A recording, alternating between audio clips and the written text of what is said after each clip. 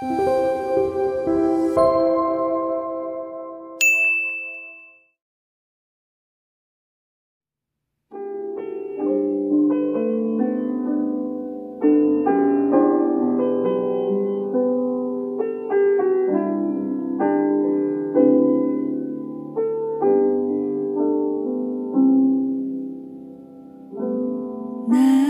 기도하는 것보다 더욱 응답하실 하나님, 나의 생각하는 것보다 더욱 이루시는 하나님, 우리 가운데 역사하신 능력대로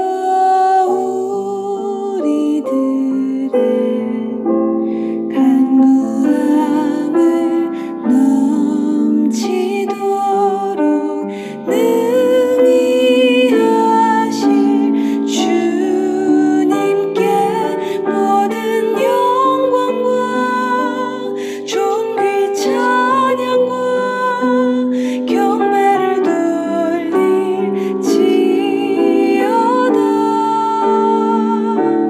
모든 영광과 존귀 찬양과 경배를 돌릴지어다.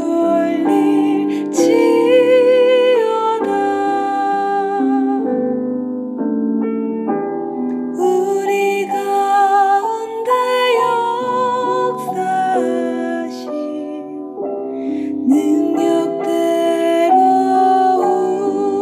우리들의 간구함을 넘치도록 능히 하실 주님께 모든 영광과 존귀 찬양과 경배를 돌릴지어다.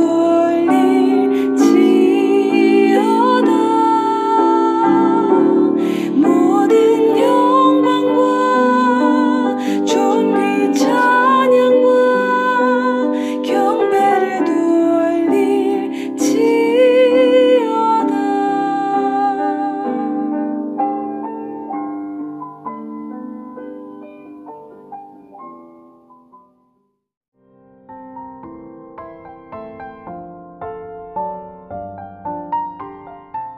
악에서 떠나 선을 행하라. 그리하면 영원히 살리니 여호와께서 정의를 사랑하시고 그의 성도를 버리지 아니하심이로다. 그들은 영원히 보호를 받으나 악인의 자손은 끊어지리로다. 의인이 땅을 차지하며 거기서 영원히 살리로다. 의인의 입은 지혜로우며 그의 혀는 정의를 말하며 그의 마음에는 하나님의 법이 있으니 그의 걸음은 실족함이 없으리로다. 악인이 의인을 엿보아 살해할 기회를 찾으나 여호와는 그를 악인의 손에 버려두지 아니하시고 재판 때에도 정죄하지 아니하시리로다.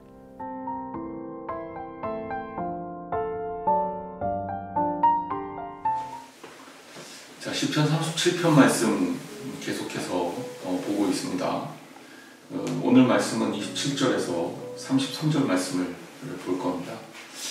저 어린 시절에 가장 어른들에게 많이 들었던 질문, 선생님들이나 또 어른들, 친척 어르신들에게 많이 들었던 질문, 여러분들은 어떤 이야기 가장 많이 듣고 크셨습니까? 저는 그랬던 것 같아요. 승무야, 너 크면 뭐 될래? 뭐 하고 싶어?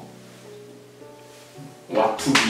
즉, 너가 무엇이 되겠냐? 라는 문제에 대한 질문을 많이 들었어요. 그래서 어렸을 때부터 그런 질문을 듣게 되면 나 뭐 할까? 나 뭐 해야 되지? 나 뭐가 돼야 되지? 뭐 이런 고민들을 많이 했던 것 같아요. 나이가 들면서 질문이 조금 잘못됐다. 물론 무엇이 되는가 되게 중요하지만 어떻게 할 것이냐, 어떻게 될 것이냐, 이 하우의 문제에 대해서 너무 좀 가볍게 취급한 것이 아니냐라는 생각이 들 때가 많아요. 즉 무엇이 될 거냐라는 질문은 보다 궁극적인 목표에 대한 질문이겠지만 그것을 어떻게 이룰 거냐 하우에 대한 질문은 우리가 많이 직면하고 살지 못합니다. 그러다 보니까 이제 우리가 살면서 많은 실패를 하면서 어떻게를 배워 나가는 거예요. 우리가 이제 의인과 악인에 대한 질문들을 37장에서 계속 만나고, 어제는 우리가 진짜 의인이 어떤 존재인가 이런 이야기를 좀 말씀을 통해서 고민해 봤다면, 그 의인은 과연 어떻게 사는 사람인가 라는 질문도 해봐야 될 것 같습니다. 그러니까 어떻게 살 건가? 당신 크리스찬이라면 어떻게 살아야 될까? 주로 이제 우리가 묻는 질문은 크리스찬으로 되어야 돼, 구원받은 사람이 되어야 돼, 하나님의 자녀가 되어야 돼 라는 그런 질문에 직면했다면, 하나님의 자녀가 된 너희는 이제 어떻게 살아야 되냐, 이런 질문을 또 동시에 중요하게 좀 취급할 때가 되지 않았나라는 생각을 하는 거죠. 오늘 본문 역시 그 어떻게에 대한 문제를 다루고 있습니다. 그래서 하나님의 자녀로 사는 것, 의인으로 사는 것이 과연 어떤 것인가, 이것에 대해서 보다 진지하게 접근하고 있다는 거죠. 말씀 27절 말씀을 보면 분명하게 그냥 아예 단도직입적으로 들어갑니다. 악에서 떠나 선을 행하라, 그리하면 영원히 살리니. 자, 축복을 받는 조건, 즉 축복이 임하게 되는 조건이 뭐냐? 악에서 떠나는 거예요. 그리고 선을 행하는 거예요. 이 악에서 떠나 선을 행하는 것은 사실 같은 맥락이지만, 이게 악에서 떠난다라는 것 자체가 선을 행하는 길로 가는 겁니다. 자, 그러면 어떻게 되느냐? 영원히 살게 될 것이다 라는 겁니다. 자, 28절 말씀으로 넘어갑니다. 여호와께서 정의를 사랑하시고 그의 성도를 버리지 아니하시니로다.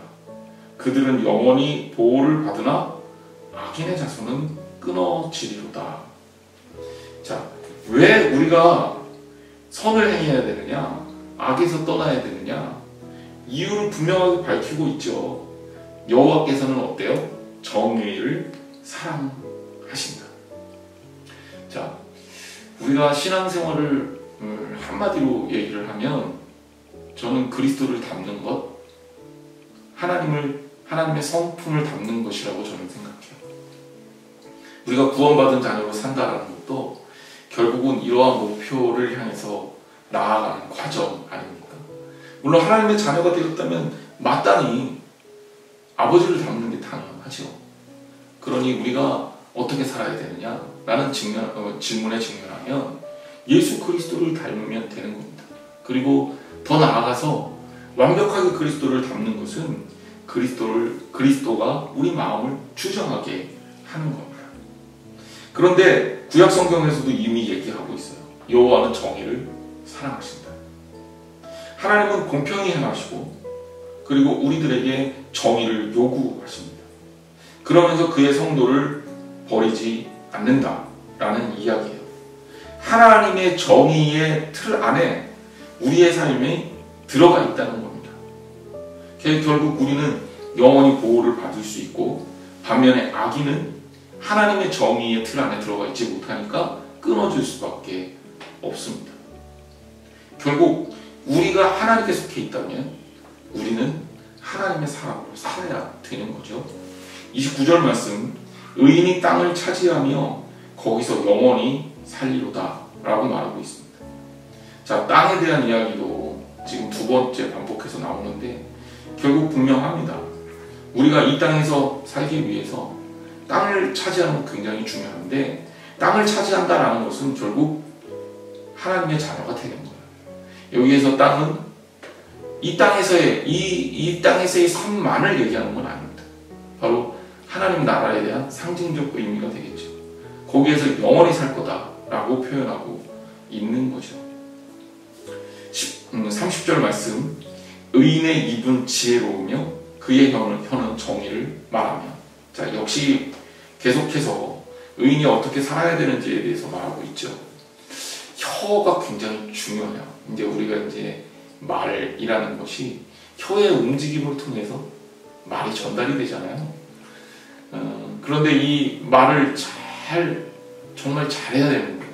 이 말에는 굉장히 필요한, 그리고 중요한, 그리고 의미 있는 그런 어떤 그 수단과, 그리고 또 방법이, 그리고 그 삶의 목적이 들어있어요. 그래서 이 말을 어떻게 전달하느냐에 따라서 사람을 살릴 수도 있고, 또 때로는 이 말 때문에 사람을 죽일 수도 있어요. 우리가 말을 어떻게 하느냐에 따라서 또 내 삶이 굉장히 복된 삶이 될 수 있고, 반면에 내 삶이 굉장히 괴로워지는 삶이 될 수 있어요. 여러분은 어떤 사람을 만났을 때 그 사람의 말을 통해서 그 사람의 교양이라는 걸 읽습니다. 말을 어떻게 하느냐에 따라서 그 사람이 신뢰할 만하냐, 그렇지 않느냐도 많이 결정해요. 그만큼 우리의 혀의 이 움직임은 중요합니다. 오늘도 여러분은 과연 어떤 이야기를 할까요? 성경은 그의 입이 지혜로워야 된다고 이야기합니다. 즉, 지혜롭다라는 말은 우리들의 입을 통해서 하나님의 영광이 드러나야 된다는 거죠. 그의 혀는 정의를 말해야 된다고 얘기합니다. 솔직하고 진실하지 않은 그런 말, 다른 사람을 곤란에 빠뜨리고 넘어뜨리는 말, 그러한 말은 하나님을 기쁘시게 하지 못한다는 거죠. 의인이라면 입은 지혜롭고 혀는 정의로워야 한다는 겁니다. 31절에 그의 마음에는 하나님의 법이 있으니 그의 걸음에는 실족함이 없으리로다. 사람의 마음이 무척 중요합니다. 이 마음에 대해서 굉장히 많이 연구가 되고 있는데, 이 마음이 가지고 있는 능력과 파워는 어마어마합니다. 이스라엘 민족은 하나님의 백성이 되는 과정 중에 돌판에 하나님의 법을 새겼습니다. 그게 이제 주님께서 주신 십계명이고, 그 십계명 이하의 율법이죠. 하지만 성경은 우리에게 그냥 돌판에 새겨지는 하나님의 말씀이 그다지 중요하지 않다고 얘기합니다. 왜냐하면 돌판에 새겨지는 것은 영원하지 않다는 거죠. 오히려 우리들의 마음에 그 하나님의 법이 새겨져야 한다고 말합니다. 성경에서 또 이렇게 이야기하면서 새기다라는 말도 우리가 조금 더 묵상해 볼 필요가 있습니다. 새기다라는 말은 그 마음에 쓴다라는 것과 조금 다른 의미예요. 쓰는 것은 지워지잖아요. 하지만 새기면 남습니다. 오랫동안 남죠. 영원히 남습니다.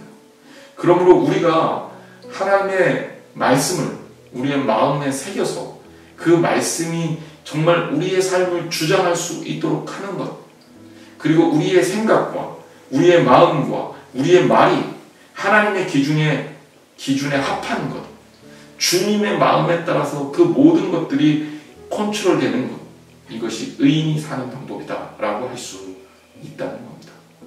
더 나아가서 결국 그러한 의인의 삶에 실족함이 없다고 본문은 노래하고 있습니다. 하나님은 그렇게 우리를 지키고 계신다는 거죠. 사랑하는 성도 여러분, 여러분의 삶에 하나님의 의지와 하나님의 뜻을 담으세요. 그래서 내가 아니라 하나님이 우리 삶을 통해 일하실 수 있도록 하는 겁니다.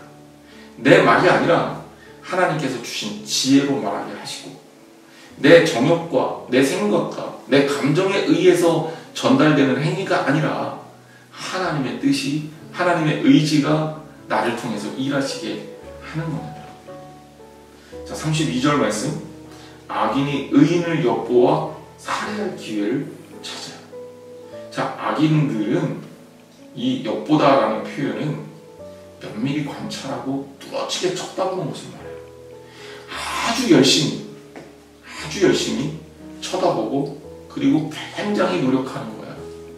범죄자들이 범죄를 한번 계획적으로 저지르기 위해서 우리가 영화 같은 데 보면 사전 답사하고 연구하고 어떻게 괴롭힐까 아주 정교하게 계획을 짭니다. 그럼 비슷한 거죠. 자, 악인들은 어떻게 행동합니까? 하나님이 주신 법에 따라 살지 않아요. 악인들은 의인들을 넘어뜨리려고 애썼습니다. 왜? 사탄의 지배를 받기 때문이죠. 하지만 그것이 과연 통할까? 통하지 않습니다. 왜? 33절 말씀에 보면 여호와는 그를 악인의 손에 버려두지 아니하시고 재판 때에도 정죄하지 아니하시리로다. 그를 악인의 손에 버려두지 아니하신다.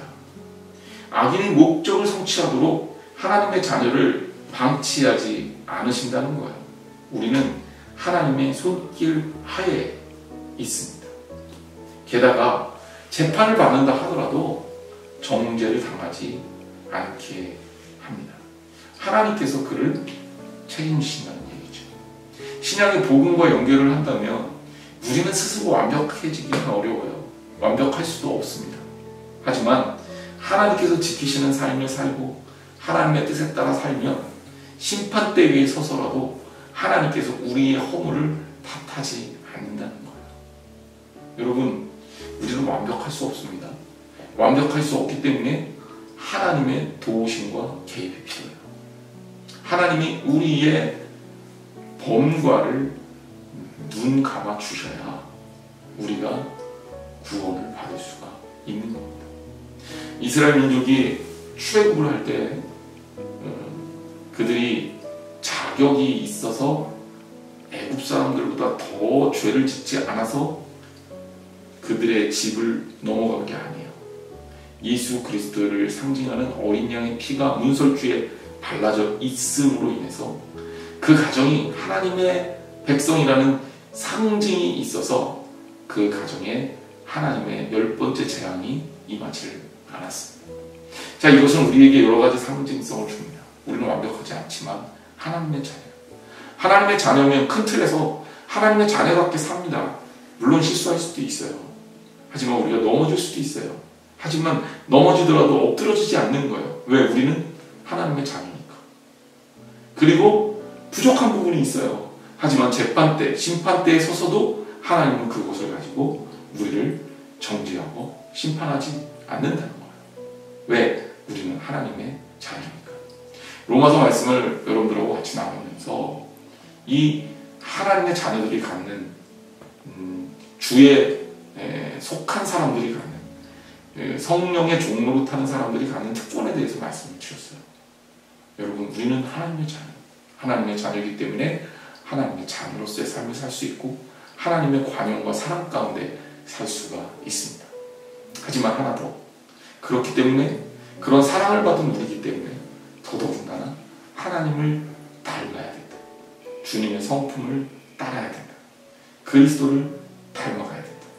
우리의 입술과 우리의 행동과 우리의 생각과 우리의 마음이 하나님의 기준에 합해야 된다는 것. 끊임없이 그것을 위해서 노력한다는 것을 잊지 마시기를 바랍니다. 우리 마음속에 그리스도가 담겨 있으면 우리의 행동에 그리스도가 나타날 거예요. 그것이 바로 신앙의 비결입니다. 오늘 사랑하는 성도 여러분의 삶 속에서 예수 그리스도를 더욱 뜨겁게 전달하는 여러분들이 되시기 바랍니다. 여러분은 하나님의 자녀입니다.